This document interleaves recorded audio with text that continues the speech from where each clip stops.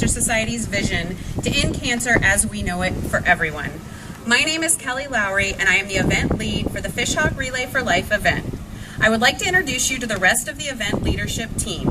These ladies and gentlemen have been working since August and putting in countless hours to bring Party for a Cure to Newsom. Madonna Abruzzi, who's over at the Survivor Luminaria tent, raising her hand. Julie Stallings, who is probably up in the accounting. Michelle Swab, back here. Sean Swab, back here. Casey Gill, who's walking up. Allison Spencer. Abrielle Lowry. Chloe Clark. Ryan DeSanto. Drew DeBrock, and Amy Levy.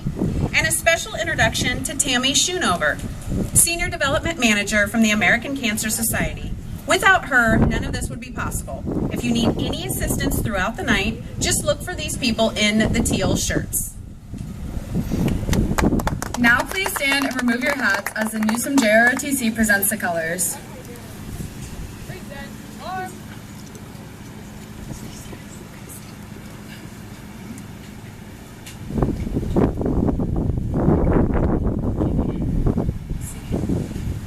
Singing the national anthem today is a Newsom alumni, Ben Sutherland. Ben is currently at the University of Tampa studying musical theater and hopes to perform on Broadway someday.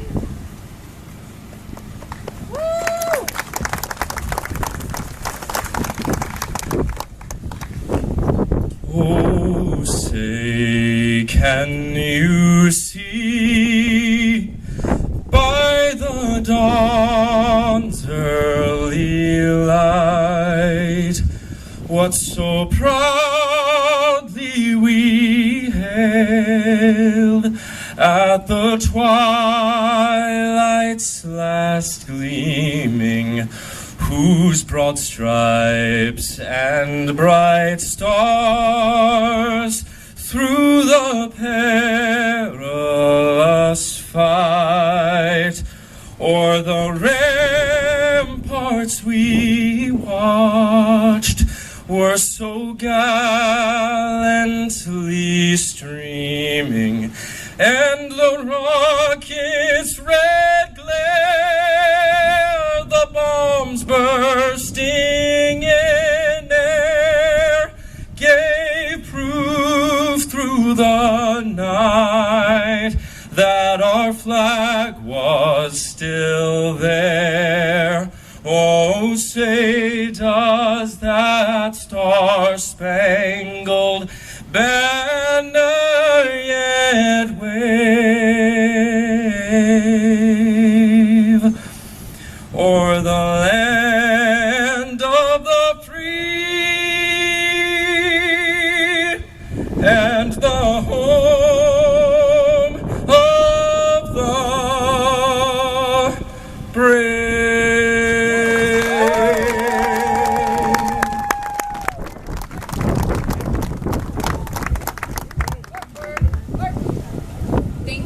Thank you, Newsom JROTC and Ben Sutherland. This afternoon, because cancer continues to affect the lives of those we love. It is something we simply cannot ignore. In 2023, more than 1.9 million new cancer cases will be diagnosed in the United States, and more than 600,000 Americans will die from cancer. Cancer is the second most common cause of death in the U.S., exceeded only by heart disease. From helping patients access services such as free rides to treatment, free lodging near hospitals, and a 24/7 cancer helpline, to fostering cutting-edge research and breakthroughs, to advocating on behalf of cancer patients, the American Cancer Society is the only organization combating cancer through advocacy, research, and patient support to ensure that everyone has an opportunity to prevent, detect, treat, and survive cancer. And together we can make the greatest impact to save lives, and that's why we are here today.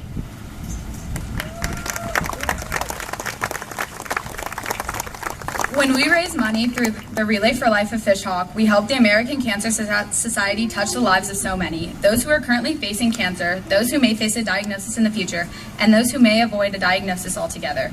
Thank you to our generous sponsors that join this fight with us. Our top sponsors are Lindy, Doggone Holistic, Mickey Keenan Authority at Law, Davenport Daily Delights. Our signature sponsors are Anytime Fitness and D&H Cares. Our track marker sponsors are Comprehensive Dermatology, Eaton Realty, and Hess Orthodontics. Our in-kind sponsors are Pure Power Productions, 103.5, DJ Costco, Livestrong YMCA, Bob and Madonna Aberzee, Chick-fil-A East Brandon Valrico, Carrabba's, Grace United Methodist Church, Osprey Observer, and 107.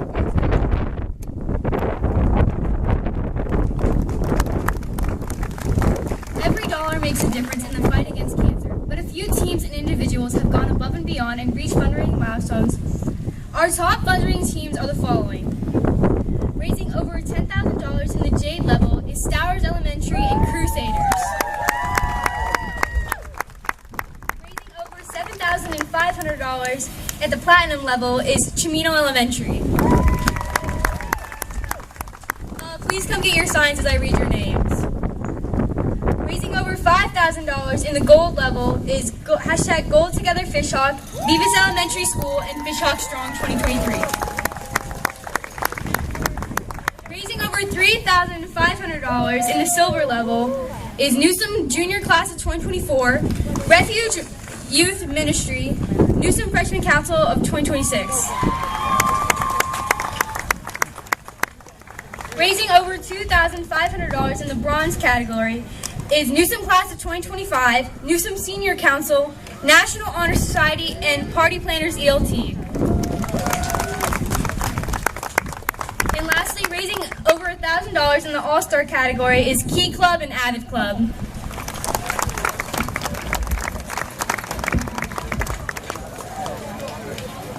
Please come get your signs.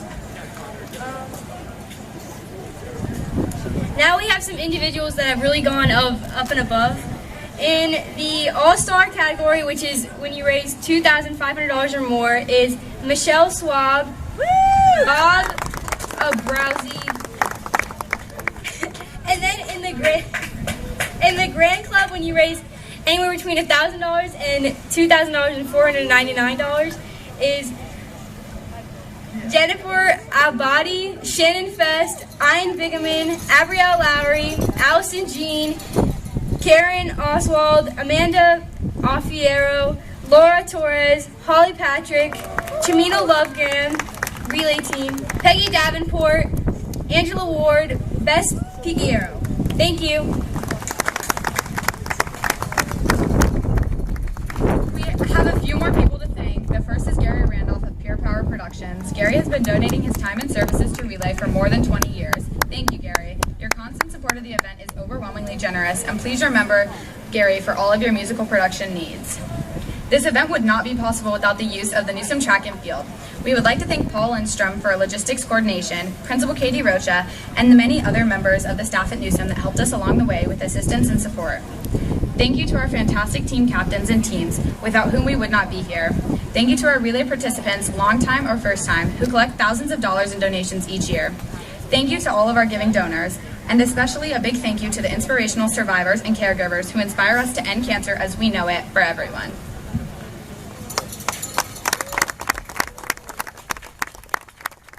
Please notice the FishHawk Wolfpack cheerleaders we have in attendance today. They are here to support this year's honorary survivor, Meredith Van Auken. Meredith has been a part of this community since 2001 with her husband, 2 daughters, and 4 dogs. Meredith was diagnosed with stage 4 aggressive non-Hodgkin's lymphoma in January of 2020 and has been in remission since August 2021. I know Coach Meredith from FishHawk Wolfpack, where she has volunteered since it began in 2007, starting as a mom and quickly becoming a coach. In that time, she has helped them earn 6 national championships. The cheerleaders want you to know that even when Coach Meredith received her cancer diagnosis, she still prioritized these girls and continued to help run the program. Please help me welcome Coach Meredith to the stage.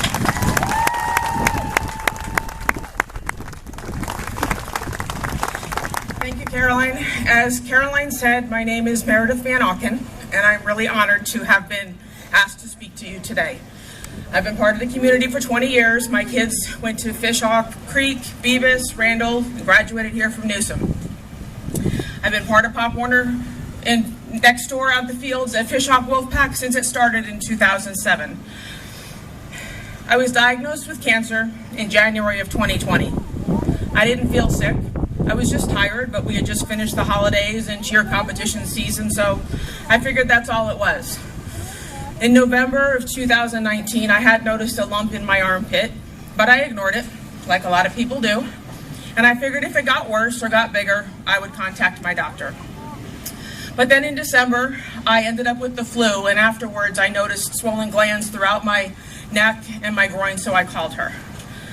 She ran a bunch of blood work and told me that she was referring me to an immunologist because several markers in my immune system were elevated.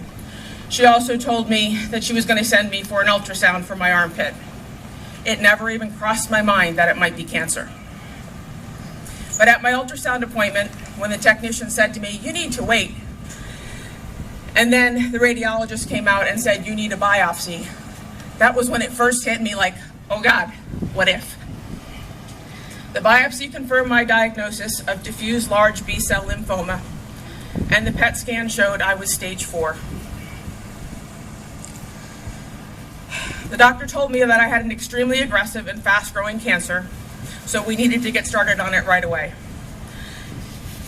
Many questions filled my head. What's the prognosis? What's the treatment? How soon can we start this? Is this hereditary? Do I need to worry about my kids getting this? Finding out I had cancer made me mad more than anything. Anyone who knows me knows how stubborn I am, and I was bound and determined to beat this disease. My daughters were equally as adamant to be there for me throughout everything. One or both of them had said that they would go to every doctor appointment, every chemo session, every scan, whatever I needed. But then, just 2 months into my treatment, the pandemic hit, and no one could go with me for anything anymore.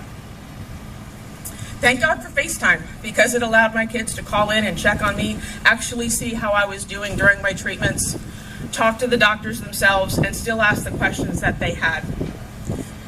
I went through 6 rounds of chemo, 3 weeks apart.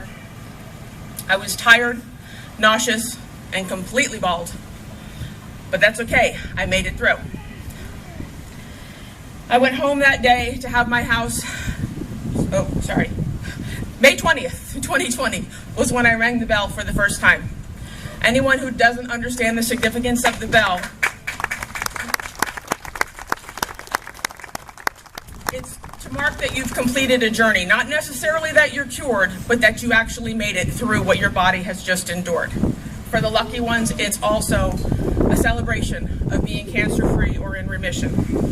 I went home that day to my house decorated with balloons and streamers and cupcakes that my daughters had made. I loved that, and I was so hopeful that my cancer was gone. The doctors had told me about 70% of patients with my cancer would attain remission after going through the chemo that I did. Unfortunately, I wasn't one of them. 2 months later, they told me my cancer was back. The next step, the next course of treatment for my type of cancer is an auto stem cell transplant, which means they use my stem cells to try to get my body to regrow healthy new B cells, since that's where my cancer was. I was referred to Moffitt. We are so fortunate here in the Tampa area to have Moffitt nearby. The doctors there are amazing, everyone cares so much, and they are constantly researching all different types of treatments for a variety of cancers. They presented me with a trial that they had currently going on for my type of cancer. I did a lot of research on it and decided I would enroll in the trial. At this point, we are now back in cheer season again in 2020. I knew I was way too weak to continue coaching, but I wanted to still be as involved as possible. I needed my Wolfpack family to give me something else besides my cancer to focus on. And I also needed to feel like I was still somewhat normal, because I really didn't feel that way anymore. My daughter Megan, who has also been with Wolfpack since they started, had been a coach for a few years at that point, and she really took over and made sure that the program kept going through my illness and through the pandemic. She even made lime green shirts, which is the awareness color for non-Hodgkin's lymphoma, for all of the coaches that said, "In this family, no one fights alone." She had all the coaches wear that one night to practice, and all the cheerleaders show up in green shirts, and she FaceTimed me for practice so I could see the love and support I had from my Wolfpack family. That was so touching, made me instantly cry, but in a good way. The parents even put together gift baskets with all kinds of gift cards for restaurants so that I wouldn't have to worry about cooking. Having a support network like that is so important and so vital to all of the cancer patients, and they will never know what that meant to me for them doing that. Being in a trial, you undergo a lot more tests, a lot more monitoring, even for years after your treatment is done. It's just what's required for the FDA and all of their protocols. I knew all of this, but the way I looked at it was if I had to have this horrible disease and fight the biggest fight of my life, if they could learn something from my body, my disease, and my fight that would help someone else, sign me up. So I started the next leg of my journey with a ton more tests, more PET scans, CT scans, a brain MRI, and I am extremely claustrophobic. That one was hard. Bone marrow biopsies, more tumor biopsies, and a seemingly endless amount of blood work. They put me on a different chemo to try to keep my cancer at bay while I was prepped for whatever treatment they would give me. In any trial, patients are divided into two groups, the group that gets the currently approved treatment and the group that's going to get whatever they're trying to prove. So for my trial, what they were trying to prove was that an auto stem cell transplant, which is the normal second treatment you get after your chemo fails, was not as effective as what they call CAR T-cell therapy, which is currently the third treatment, meaning you'd have to fail at chemo and fail at a stem cell transplant to get this other treatment. I was randomly selected to receive the standard of care, the stem cell transplant. So, more chemo, try to keep things at bay, try to kill off all the B cells that I had so they could then harvest my stem cells. They hook you up to this machine that's got an in and an out, and it basically takes your blood, runs it through a machine, takes the the stem cells, and puts it back in your body. That took 3 days worth of treatments for them to get enough blood for me. About 10 days later, I was admitted to Moffitt again. Had to undergo chemo twice a day. And keep in mind, when they hook you up to these chemo bags, it takes about 5 hours. So if you're getting it twice a day, you had about 4 hours total that you weren't getting chemo each day. They completely wipe out your immune system, take you down to zero, like a newborn baby. And then I got my stem cells back on March 1st, 2021. They switched me to outpatient care because of how close we lived to Moffitt, with a bunch of rules in place. I had to have a 24/7 caregiver. I had to go back to Moffitt each and every day, and they are open 7 days a week. So that meant my daughters, one of them was taking me, spending 6 to 8 hours at the hospital with me while I underwent more tests, and then I was given whatever my body was needing that day, transfusions, infusions, supplements, etc. That was the hardest treatment that I went through on my body, with the absolute worst side effects. When I was at home, there was days that I couldn't walk across the room without getting dizzy or feeling lightheaded. There was a day I passed out in the shower and my daughter came running because she heard the thump. There were days I couldn't get off the couch. Days that I didn't eat, and I honestly was so out of it I didn't know I hadn't eaten. I do not recommend that treatment for anyone if you can avoid it. A week went by, I spiked a fever, so they stuck me back in the hospital. With having no immunity, you're so susceptible to any kind of infection, but during the pandemic, they were especially cautious about anything that could go wrong. I rang the bell for the second time on March 12th, 2021.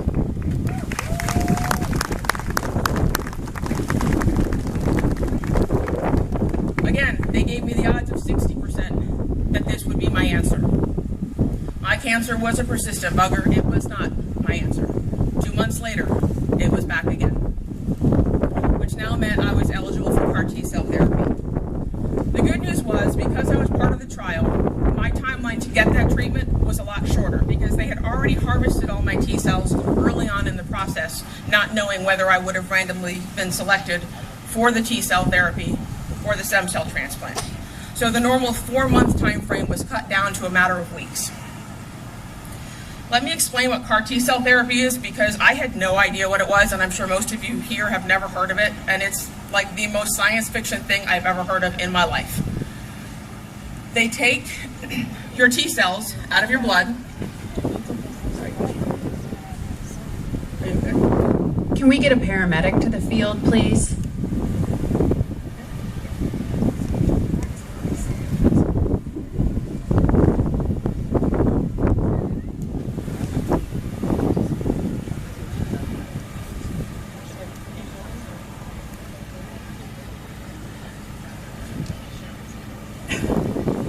If anyone needs water, we have water up here and some coolers up here, or make sure and go to your campsite and grab some water. It is very hot.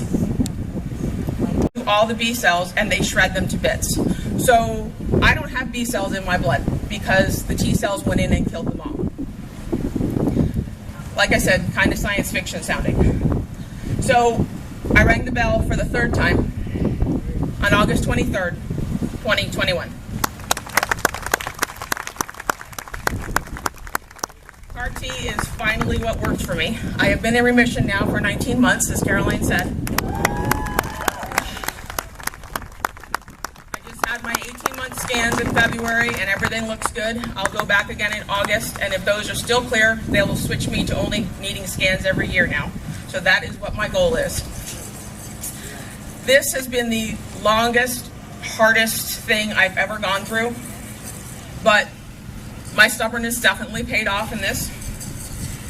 Side note, the trial was successful and proved that CAR-T is more successful. So it has now been approved by the FDA to be a second treatment for people with my type of cancer. For those who are fighting cancer, don't give up. No matter how many times things fail, no matter how long it takes, no matter how hard it gets. Because you can do this. You are needed and you are loved. For the caregivers, we cannot do this without you. I was raised to do everything by myself, and that is pretty much my personality. But I could not have gotten through this without my family and my friends and my Wolfpack family to help me. And most especially to my daughters, who drove me to and from countless appointments, who stayed with me at the hospital, stayed with me at home when I was discharged. Your love and support means more than you will ever know. Cancer is a personal journey to all of us, and it's different for each one of us that have had to fight this, but for all of us, we could not get through it without our caregivers. Thank you to all of you for participating in Relay for Life, for being here, for celebrating the survivors, for honoring those who have succumbed, and for letting me tell my story. Thank you.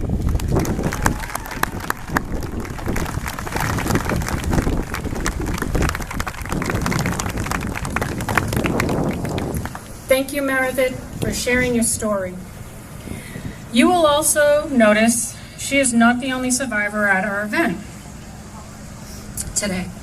The people in the purple shirts are all the people that we have heard the words, "You have cancer." Relay has a special place in their hearts and gives them a place to celebrate their victory over the horrible disease. And at this time, we ask all our survivors to line up behind our FishHawk Wolfpack cheerleaders for their first lap, the survivor lap.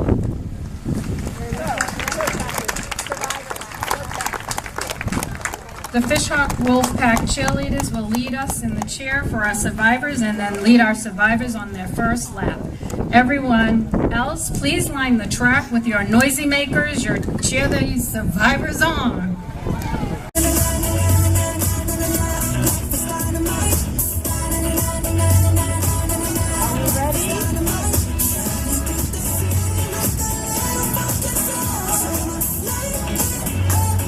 Everyone ready?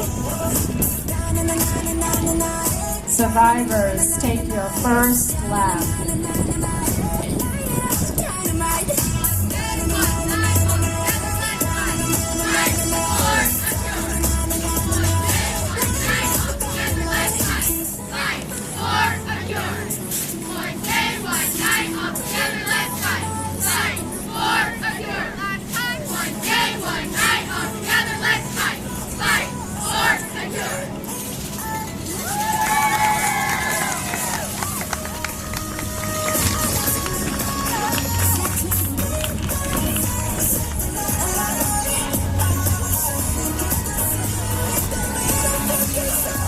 This is the Survivor Lap at Relay for Life.